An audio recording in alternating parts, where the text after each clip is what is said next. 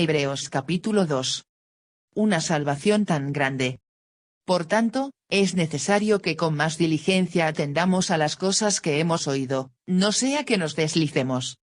Porque si la palabra dicha por medio de los ángeles fue firme, y toda transgresión y desobediencia recibió justa retribución, ¿cómo escaparemos nosotros, si descuidamos una salvación tan grande?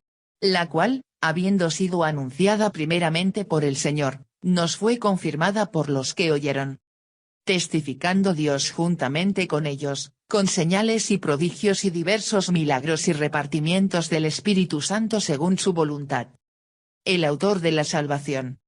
Porque no sujetó a los ángeles el mundo venidero, acerca del cual estamos hablando. Pero alguien testificó en cierto lugar, diciendo: ¿qué es el hombre, para que te acuerdes de él? ¿O el hijo del hombre, para que le visites? Le hiciste un poco menor que los ángeles. Le coronaste de gloria y de honra. Y le pusiste sobre las obras de tus manos. Todo lo sujetaste bajo sus pies. Porque en cuanto le sujetó todas las cosas, nada dejó que no sea sujeto a él, pero todavía no vemos que todas las cosas le sean sujetas.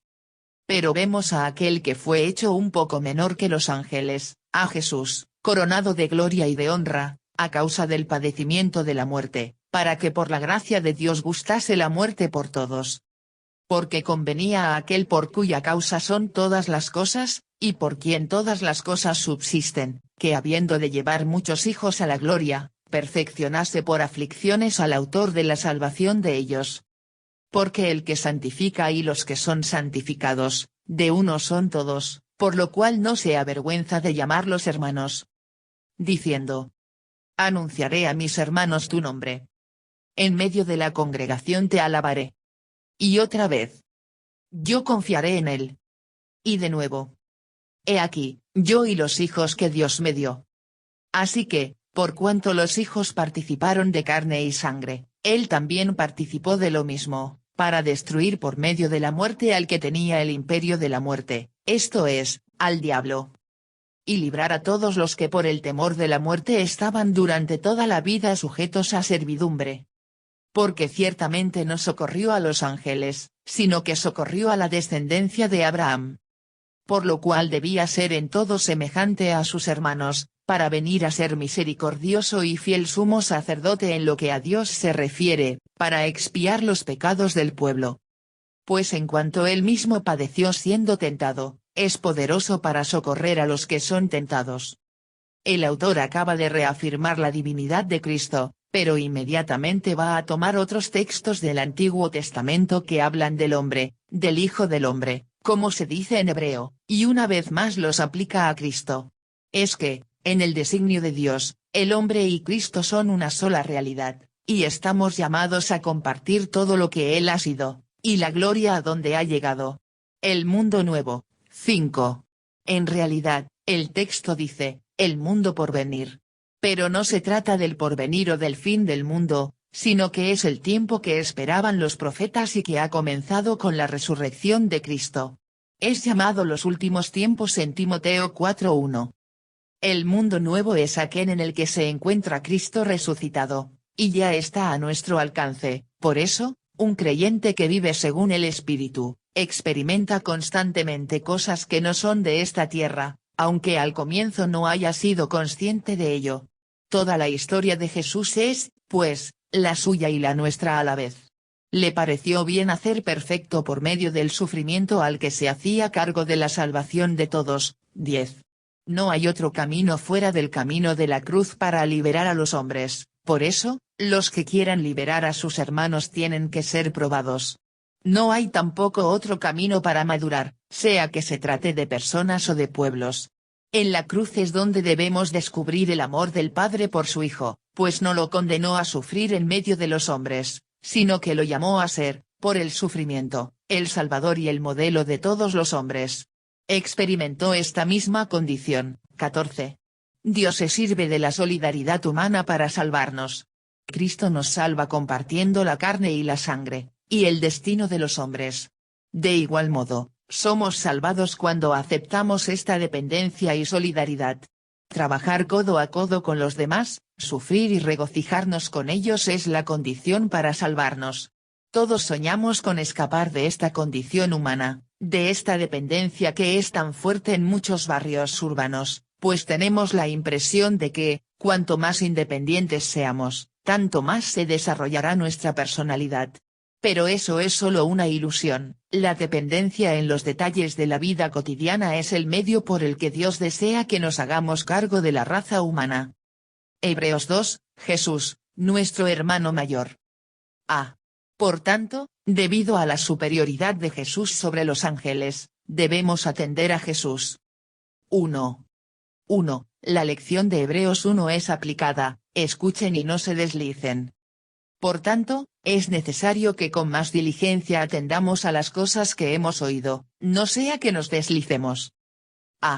El uso de por tanto en Hebreos es instructivo, nos hace prestar atención a un punto de aplicación después de que el escritor ha desarrollado un principio. La verdad bíblica de la superioridad de Jesús sobre los ángeles tiene una aplicación cambiadora de vidas, y ahora debemos considerar esa aplicación. Lo que debemos hacer, con más diligencia atendamos las palabras de Jesús. Es fácil pensar que esta exhortación de que atendamos con más diligencia es dirigida a los no creyentes, pero es algo a lo que también los cristianos maduros deben ser retados. Podemos volvernos insensibles a la gloria del mensaje de Jesús, pensando que lo sabemos todo. Y con más diligencia atendamos no solo lleva la idea de escuchar atentamente, sino también de hacer lo que hemos escuchado y nosotros debemos atender con más diligencia. Si nosotros no atendemos con más diligencia, nos deslizaremos. Deslizarse es algo que pasa automáticamente cuando no estamos anclados a algo sólido. Si no estamos anclados en la superioridad de Jesús, nos deslizaremos con las corrientes del mundo, la carne y el diablo. Y uno no necesita hacer nada para simplemente deslizarse, la mayoría de las recaídas de los cristianos vienen de deslizarse lentamente, no de una partida repentina. Y un granjero incrédulo murió, y ellos descubrieron en su testamento que él había heredado su granja al diablo. En la corte, no sabían exactamente qué hacer con eso. ¿Cómo le das una granja al diablo? Finalmente, el juez tomó una decisión. La mejor manera de llevar a cabo los deseos del fallecido es permitir que a la granja le crezcan las malas hierbas, que su suelo erosione, y que la casa y el granero se pudran. En nuestra opinión, la mejor manera de dejar algo al diablo es no haciendo nada. Nosotros podemos dejar nuestras vidas al diablo de la misma forma, haciendo nada, deslizándonos a donde sea que la corriente nos dirija. 2.4. La lección hace énfasis en lo siguiente: ¿cómo escaparemos nosotros, si descuidamos una salvación tan grande? Porque si la palabra dicha por medio de los ángeles fue firme, y toda transgresión y desobediencia recibió justa retribución, ¿cómo escaparemos nosotros, si descuidamos una salvación tan grande? La cual, habiendo sido anunciada primeramente por el Señor, nos fue confirmada por los que oyeron, testificando Dios juntamente con ellos, con señales y prodigios y diversos milagros y repartimientos del Espíritu Santo según su voluntad. La palabra dicha por medio de los ángeles es una forma de describir a la ley mosaica, la cual fue recibida por disposición de ángeles, Hechos 7:53. La idea es que la ley fue entregada a Moisés por manos de ángeles. Y el concepto de que los ángeles mediaron la ley es encontrado en Deuteronomio 33 2.2, Hechos 7:53, Gálatas 3:19 y Josefo, Antigüedades, 15.53. La ley mosaica fue firme y estricta, toda transgresión y desobediencia recibió justa retribución. Demandaba ser tomada en serio. ¿Cómo escaparemos, si debemos tomar con seriedad la palabra que vino a nosotros por medio de los ángeles, que tanto más debemos tomar con seriedad la palabra que nos llegó a través del Hijo de Dios, el cual ha sido probado ser superior a los ángeles? Y un mensaje superior, traído por una persona superior, con mejores promesas, traerá una mayor condenación si la descuidamos. Por tanto, no debemos descuidar una salvación tan grande. La palabra descuidar es amelesantes, la cual es utilizada en Mateo 22 2.5, ellos, sin hacer caso, para aquellos que ignoraron la invitación a la cena de bodas. Significa tener la oportunidad, pero ignorarla o descuidarla. Y este es un mensaje para los creyentes, no para los no salvos. El peligro que se describe no es el rechazo de la salvación, a pesar de que sin duda este principio también aplica, sino descuidar la salvación. Y recuerde que Hebreos no fue escrito fundamentalmente como un tratado evangelístico, sino como estímulo y advertencia para los desalentados cristianos, aquellos que han descuidado un caminar continuo con Jesús. Habiendo sido anunciada primeramente por el Señor, nos fue confirmada por los que oyeron, testificando Dios juntamente con ellos, con señales y prodigios y diversos milagros. Esta palabra fue hablada por Jesús, y después confirmada por testigos, los que oyeron. Y entonces fue confirmada con señales, prodigios, diversos milagros y repartimientos del Espíritu Santo dados por Dios. Y al decir que fue confirmada por los que oyeron, el escritor confirma que él no es parte de la primera generación de cristianos. Él había escuchado el mensaje de segunda mano a través de los apóstoles y testigos del ministerio de Jesús. Y Hebreos 2.2.3 es una razón por la que muchos creen que Pablo no escribió Hebreos. En otros pasajes, Pablo parece ponerse a un nivel igual al de los apóstoles y de otros testigos de Jesús. 1 Corintios 9 2.1, 15 2.3 11. Dios sí confirma su palabra con diversos milagros, y repartimientos del Espíritu Santo, pero haciéndolo todo según su voluntad. Y Jesús dijo que estas señales seguirán a los que creen, Marcos 16:17, si no hay ningún indicio de los milagroso. Uno podría cuestionarse si en verdad se cree en Jesús o si la palabra de Dios está realmente siendo predicada. Después de todo, ¿está el predicador dando algo que Dios tenga que confirmar? Y, por otro lado, el Espíritu trae tales dones y milagros según su voluntad. Los milagros no pueden ser fabricados y promocionados, demasiado daño se ha hecho ya por aquellos que no creen que pasan suficientes milagros, y que buscan encender el fuego a través del entusiasmo de la carne. Y es difícil decir qué es peor, la negación de los milagros y los dones del Espíritu Santo, o el uso falso de ellos. Pero al diablo no le importa de qué lado del barco le haga caer, siempre y cuando usted termine empapado. La gloriosa humanidad de Jesucristo. 1. 5 octava. Sabemos que Jesús es humano porque Dios ha puesto al mundo en sujeción al hombre, no a los ángeles, evidencia, Salmos 8 2.4-6. Porque no sujetó a los ángeles el mundo venidero, acerca del cual estamos hablando, pero alguien testificó en cierto lugar, diciendo, ¿qué es el hombre, para que te acuerdes de él, o el hijo del hombre, para que le visites? Le hiciste un poco menor que los ángeles, le coronaste de gloria y de honra, y le pusiste sobre las obras de tus manos, todo lo sujetaste bajo sus pies. Porque en cuanto le sujetó todas las cosas, nada dejó que no sea sujeto a él. Le hiciste un poco menor que los ángeles. En el capítulo 1, el escritor de Hebreos demostró brillantemente con las Escrituras, la deidad de Jesús y su superioridad sobre los ángeles.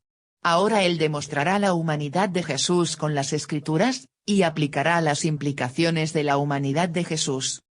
Y es bíblicamente incorrecto pensar en Jesús como solamente Dios o solamente hombre. Es incorrecto pensar en él como 50% Dios, 50% hombre, o cualquier otro porcentaje en el que se divida. Es incorrecto pensar en él como un hombre por fuera y Dios por dentro. La Biblia dice que Jesús es completamente Dios y completamente humano, que una naturaleza humana fue agregada a su naturaleza divina, y que ambas naturalezas existen en una persona, Cristo Jesús. Y, de manera significativa, la primera falsa enseñanza que se levantó sobre Jesús en la Iglesia, no era que él no era Dios, sino que él no era realmente humano, y que solamente parecía humano. Esta herejía fue llamada docetismo, que viene de la palabra griega parecer, y fue enseñada por Cerinto, quien se opuso al apóstol Juan en la ciudad de Éfeso, y cuyas enseñanzas son probablemente el enfoque de 1 de Juan 4 2.2 a 5 2.6. B. Porque no sujetó a los ángeles el mundo venidero, Dios nunca le dio a los ángeles el tipo de dominio que originalmente le fue dado al hombre sobre la tierra, Génesis 1 2.26-30, los ángeles no tienen dominio sobre este mundo, ni sobre el venidero. C. ¿Qué es el hombre? La cita de Salmos 8 2.4-6 muestra tanto la pequeñez del hombre en relación con el Dios de la creación, como el dominio que Dios le ha dado al hombre, a pesar de que es un poco menor que los ángeles. D. Nada dejó que no sea sujeto a él. El escritor hace énfasis en este punto: Dios ha puesto todas las cosas, no algunas cosas, bajo la sujeción de los seres humanos. Y así que, ¿cómo podría Jesús reinar y dirigir al mundo si él no es humano? Si ese fuera el caso, la promesa de Dios de poner al mundo bajo la sujeción del hombre sería falsa. 2. 8b9, un problema y su solución. Pero todavía no vemos que todas las cosas le sean sujetas. Pero vemos a aquel que fue hecho un poco menor que los ángeles, a Jesús, coronado de gloria y de honra, a causa del padecimiento de la muerte, para que por la gracia de Dios gustase la muerte por todos. A. Pero todavía no vemos que todas las cosas le sean sujetas. ¿Cómo podemos decir que todas las cosas están sujetas al hombre? Esta pareciera ser una promesa sin cumplir. B. Pero vemos a aquel que fue hecho un poco menor que los ángeles, a Jesús. La promesa es cumplida en Jesús, quien es Señor sobre todo, y a través de él el hombre puede recuperar el dominio que fue previsto originalmente para Adán. Apocalipsis 1 2.6, 5-10, Mateo 25 2.21. Y ¿cuántas cosas que no entendemos son puestas bajo el enfoque correcto si solo vemos a Jesús? Las respuestas a las preguntas más desconcertantes de la vida no son preguntas de ¿por qué? A pesar de que a menudo nos torturamos a nosotros mismos preguntándonos ¿por qué? La respuesta más grandiosa es ¿quién? Jesucristo. C. Esta promesa de dominio solo podía ser cumplida a través de la humillación, un poco menor que los ángeles, y el padecimiento de la muerte, de Jesús, quien derrotó al mal que Adán introdujo a este mundo, el cual era la muerte. Romanos 5:12. Y Dios le dio al hombre dominio sobre la tierra, pero el hombre renunció al poder, no a su derecho ni autoridad, de tomar este dominio, por el pecado, y el principio de la muerte le quitó el poder para gobernar.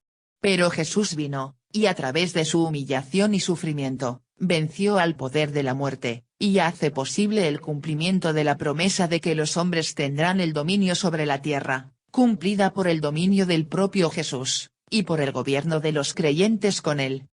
Apocalipsis 22.4. 3. 10-13, sabemos que Jesús es humano, porque él los llama sus hermanos. Porque convenía a aquel por cuya causa son todas las cosas, y por quien todas las cosas subsisten, que habiendo de llevar muchos hijos a la gloria, perfeccionase por aflicciones al autor de la salvación de ellos.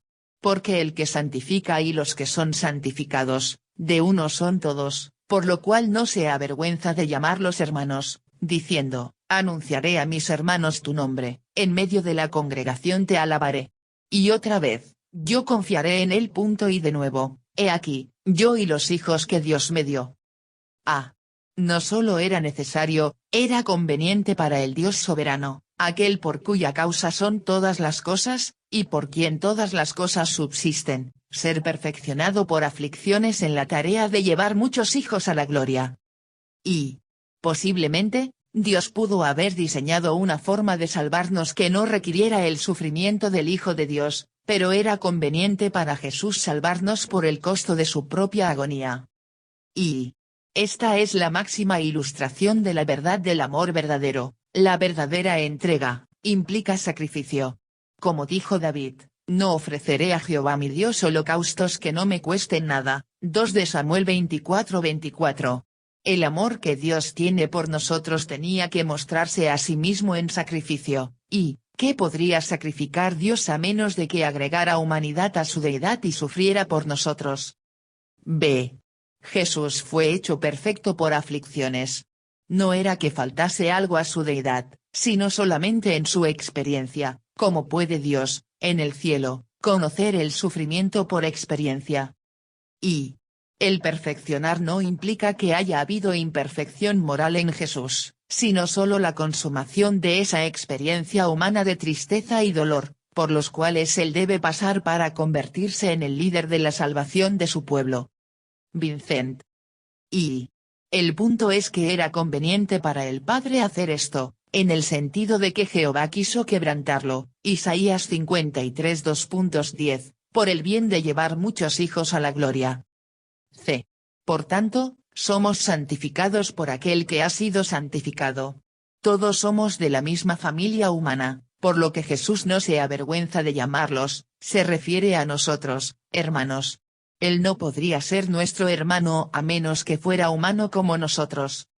Y Jesús no se avergüenza de llamarnos hermanos. Pero nosotros nos avergonzamos de decir abiertamente que pertenecemos a Jesús. ¿Quién debería estar más avergonzado? D. El escritor cita del Antiguo Testamento, 3 evidencias al hecho de que Jesús, el Mesías, llama a su pueblo sus hermanos, Salmos 22:22, Isaías 8:17 y 18. Y en cada uno de estos ejemplos vemos al Mesías dispuesto a asociarse con sus hermanos, ya sea en una congregación de adoración, una comunidad que confía en el Padre, o declarando una asociación familiar común. 4. 14:16, lo que hizo Jesús como nuestro hermano. Así que, por cuanto los hijos participaron de carne y sangre, él también participó de lo mismo, para destruir por medio de la muerte al que tenía el imperio de la muerte, esto es, al diablo, y librar a todos los que por el temor de la muerte estaban durante toda la vida sujetos a servidumbre. Porque ciertamente no socorrió a los ángeles, sino que socorrió a la descendencia de Abraham. A. Él también participó de lo mismo, para que Jesús cumpliera con su rol de hermano mayor para la familia de los redimidos, él tuvo que participar de carne y sangre. Él tuvo que entrar a la prisión para liberar a los cautivos. B. Para destruir por medio de la muerte al que tenía el imperio de la muerte, esto es, al diablo. Algunos toman esto como si significara que Jesús destruyó el derecho de Satanás a gobernar sobre el hombre, el cual, presuntamente, le fue dado en el jardín de Edén por la rebelión de Adán. La idea es que Jesús le quitó a Satanás el derecho de gobernar al permitir que Satanás le quitara ilegalmente la vida a Jesús en la cruz, y el acto ilegal de Satanás contra Jesús le hizo perder su derecho a gobernar sobre el hombre.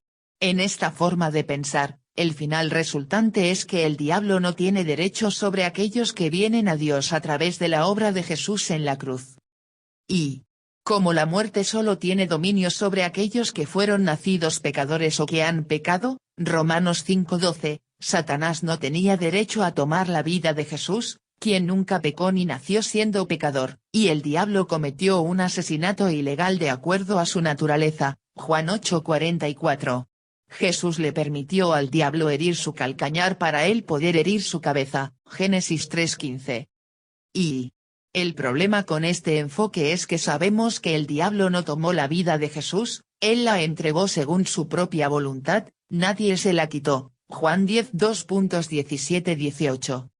Y, sin embargo, uno podría decir que el diablo es culpable de intento ilegal de asesinato de alguien sobre quien no tenía ningún derecho, porque no había mancha de pecado en Jesús. Satanás ciertamente quería asesinar a Jesús, y lo intentó, y es culpable de eso.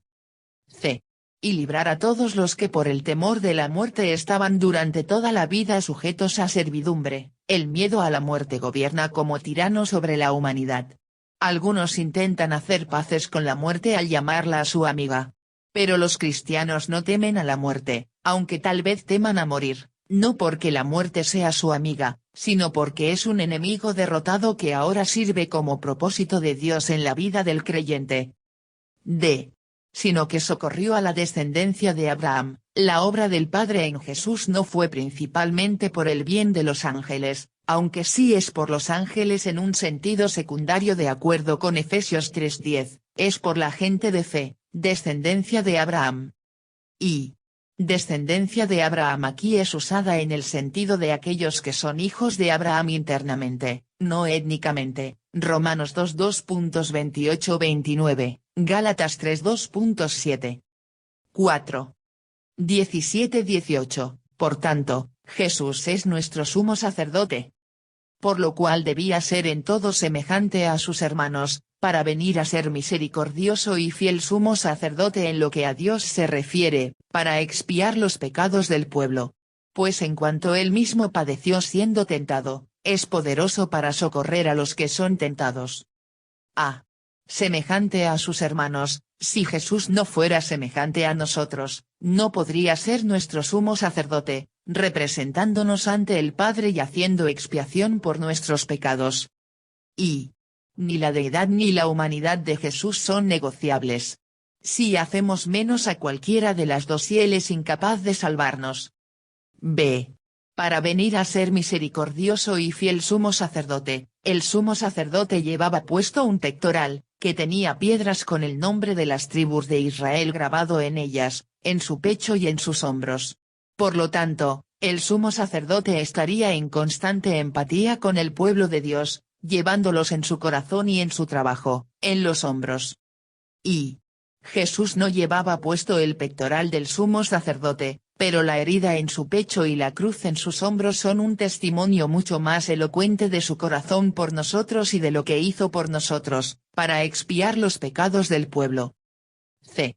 Como Jesús agregó la humanidad a su deidad, y ha experimentado el sufrimiento humano, Jesús es poderoso para socorrer a los que son tentados y cuando estamos sufriendo. Él en verdad sabe por lo que estás pasando. D.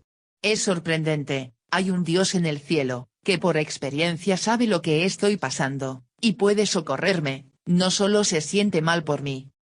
Y esta es el arma más poderosa contra la desesperación, y el fundamento más firme de esperanza y consuelo, que cualquier creyente pecador penitente pudiera desear o tener.